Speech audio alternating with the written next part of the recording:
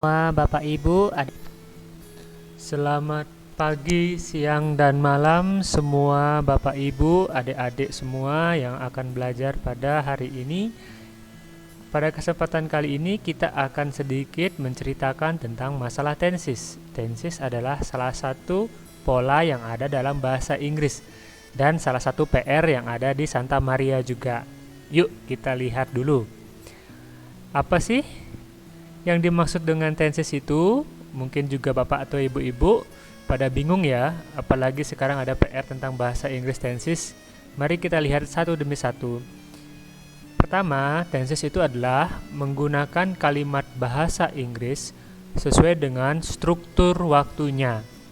Di sini bisa kita lihat bahwa yang dipentingkan adalah tentang bahasa Inggris dan struktur waktunya. Harus ada dua hal tersebut. Contohnya, di sini kami menunjukkan ada beberapa hal. Yang paling mudah adalah tentang makan. Dalam bahasa Indonesia, kita sering mendengar saya sedang makan. Dalam bahasa Inggris, polanya adalah I am eating. Maka di sana ada penambahan kata am dan kata ing. Sedangkan kalau kita bahasa Indonesia mengatakan ya saya makan, sekedar makan begitu saja atau makan sebagai kegiatan yang sehari-hari dilakukan, maka dalam bahasa Inggris ditentukan dengan pola I eat. Sedangkan kalau dalam bahasa Indonesia kita dengarkan saya makan kemarin. Jadi pola waktunya atau struktur waktunya adalah kemarin. Maka dalam bahasa Inggris polanya adalah I ate. Jadi eat berubah menjadi ate. Nanti akan dijelaskan pada video berikutnya. Lalu yang paling terakhir deh. Saya makan besok. Jadi ada rencana besok ya. Jadi dalam bahasa Inggris menjadi I will eat. Kalau besok misalnya bisa ditambahkan tomorrow. Jadi kata will adalah keinginan yang akan dilaksanakan berikutnya. Atau dalam bahasa Indonesia besok atau merencanakan. Nah, bagaimana dengan PR yang kali ini tentang simple present tense? Apa sih itu simple present tense? Maka kita coba jabarkan satu persatu. Yang pertama yaitu simple, itu artinya adalah sederhana. Present artinya adalah saat ini. Sedangkan tenses, apa seperti yang saya jelaskan sebelumnya, yaitu adalah pola waktu, waktunya. Jadi kalau secara definisi, simple present tense adalah kalimat bahasa Inggris, jadi sebuah kalimat ya, pola kalimat yang menggunakan pola yang sederhana, yaitu yang simple, untuk waktu saat ini atau yang umum terjadi. Saat ini atau yang umum terjadi. Kalau kita lihat kembali ulang pada slide berikutnya, maka simple present tense berada pada posisi yang ini. Saya makan atau rutin melakukan makan. Jadi polanya nanti I eat atau nanti ada pola khusus di rumus khususnya ya. Sampai di sini bisa dimengerti ya. Yuk kita lanjutkan lagi. Rumusnya ada satu untuk kalimat positif. Sangat sederhana, yaitu adalah S ditambah to be ditambah objek complement. S itu adalah siapa yang mengerjakan kegiatan tersebut. To be dalam bahasa Indonesia bisa disamakan dengan kata adalah. Meskipun dalam bahasa Inggris nanti ada aturannya, akan dijelaskan pada slide berikutnya. Lalu objek complement adalah objek benda atau lokasi atau kata sifat yang menyertai pada kalimat, sehingga kalimat tersebut menjadi utuh. Ada rumusnya lagi, yaitu rumus kedua untuk kalimat yang positif, yaitu S sebagai subjek, verb, plus penambahan kata S, penambahan huruf S atau ES plus objek. S itu seperti tadi dijelaskan, yaitu siapa yang mengerjakan atau siapa yang melakukan kegiatan pada kalimat yang dibuat. Verb yaitu adalah kata kerja. Kata kerja. S atau ES itu hanya penambahan kata saja. Nanti akan dijelaskan deh pada kesempatan berikutnya kalau ada PR-nya. Lalu objek itu adalah seperti yang diterangkan sebelumnya, objek benda atau lokasi atau kata sifat, apapun itu yang untuk membuat kalimat itu penuh atau dapat dimengerti. Nanti kita lihat pada contohnya ya. Oke, saat ini kita pakai rumus 1 dulu ya, sesuai dengan PR dari anak-anak. Kita hanya akan membolak-balik posisi dari rumus saja. Tidak sulit, sangat mudah, percaya. Oke, pertama, ini ya hal yang sangat penting yang boleh dicatat supaya menjadi dasar untuk kita melakukan atau menyelesaikan tugas. Yaitu yang pertama, kalimat positif. Rumusnya adalah seperti ini, positif ya, artinya kalimat yang aktif. S ditambah to be ditambah objek complement. Ya, ini dicatat dulu. Ini sudah ada dalam catatan yang diberikan oleh guru-guru juga. Yang kedua adalah kalimat negatif atau kalimat no atau kalimat tidak dalam bahasa Indonesia. Rumusnya sangat gampang, sama seperti yang di atas, S ditambah to be. Berbedanya adalah ada kata not di sini. Ingat ya Bapak Ibu dan adik-adik ya, bukan kata no tapi kata not. Tapi kalimatnya namanya adalah kalimat negatif atau kalimat no.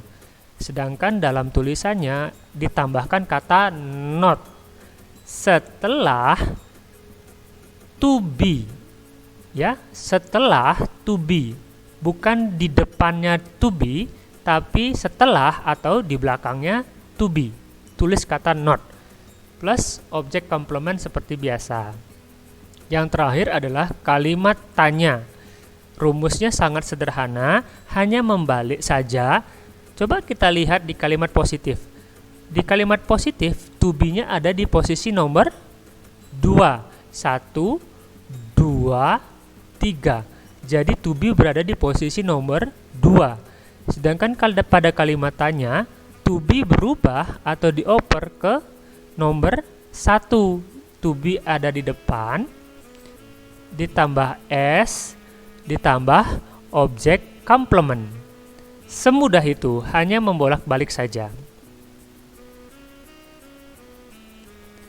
Nah, subjek pada kalimat rumus di atas, subjek yang ini maksudnya, dan to be-nya itu seperti apa dalam bahasa Inggris? Mari kita lihat dalam tabel berikut. Nah, di sini kami sudah membuat dalam bahasa Indonesia, dalam bahasa Inggris, dan dalam to be-nya. Misalnya, contohnya, kata saya dalam bahasa Inggris disebut sebagai I. To be-nya adalah am. Jadi, pasangannya adalah am. Kamu dalam bahasa Inggrisnya you, itu to be-nya adalah pasangannya adalah are. Kita dalam bahasa Inggrisnya we, to be atau pasangannya adalah are. Mereka dalam bahasa Inggris they, dalam bahasa to be atau tambahan to be-nya adalah are. Jadi they are. Dia, jika dia adalah seorang wanita atau cewek, maka to be-nya adalah is. Dia dalam bahasa Inggris adalah she. Dia untuk cowok dalam bahasa Inggrisnya adalah he, to be-nya adalah is. Jadi kalau di dalam bahasa Inggris kita sering mendengar I am, you are, we are, they are, she is, he is. Seperti itu. Bagaimana kalau misalnya seorang ibu? Ada yang tahu? Ya, ibu itu bahasa Inggrisnya adalah mother. Dalam pola yang pengganti, mother itu adalah dia wanita. Dia yang seorang wanita. Jadi to be-nya adalah is. Bagaimana dengan ayah?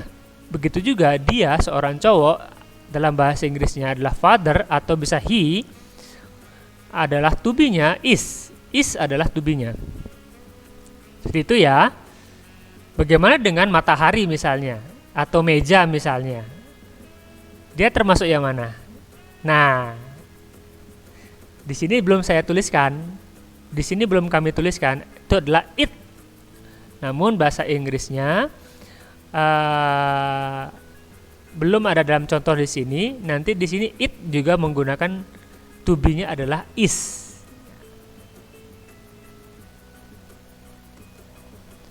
Nah, seperti yang saya bilang sebelumnya, kami pikir tidak ada masalah dengan simple present tense karena ini sesuatu yang mudah, hanya dibolak-balik saja. Pasti anak-anak bisa, dan ibu dan bapak semuanya bisa membantu untuk mengerjakan tugasnya.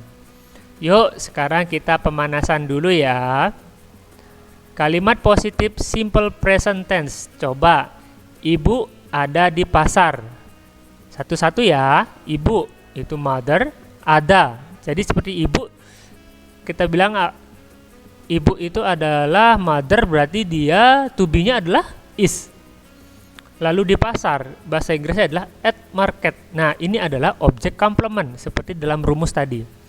Jadi, jika digabungkan menjadi mother is at market.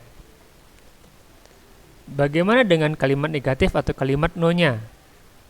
Kita lihat, ibu tidak ada di pasar, kan seperti itu. Ibu itu mother, tidak ada itu tinggal menambahkan kata not, ya. Lalu ada itu adalah is atau to be-nya adalah is. Di pasar adalah at market. Kita lihat, mother is not at market. Begitu jadinya. Lalu bagaimana dengan kalimat tanya? Sama saja, kita ingatkan dulu bagaimana bahasa Indonesianya. Jadi dalam bahasa Indonesia kita bisa melihat apakah ibu ada di pasar atau apakah ibu di pasar. Kita lihat apakah kita menggunakan to be-nya, yaitu is-nya. Ibu itu mother, di pasar itu at market. Jadi dalam bahasa Inggris kita bisa melihat is mother at market. Jadi Bapak, Ibu, dan adik-adik bisa melihat kata is justru berada di depan dari mother. Ya kan? Mudah kan? Cuman membolak-balik saja. Lalu kalau ditanya seperti itu, apa yang harus kita jawab?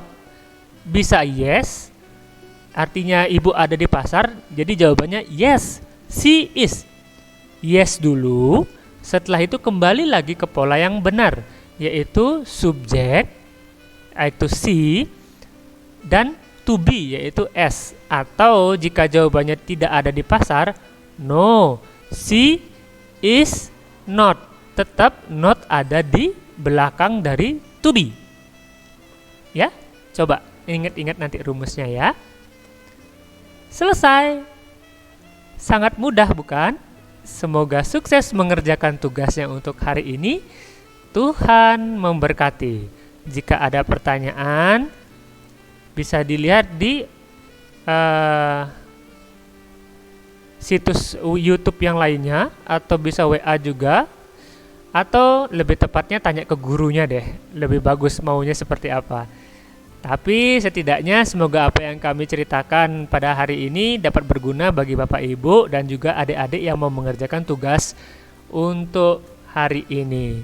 Sekian dari kami, Tuhan memberkati.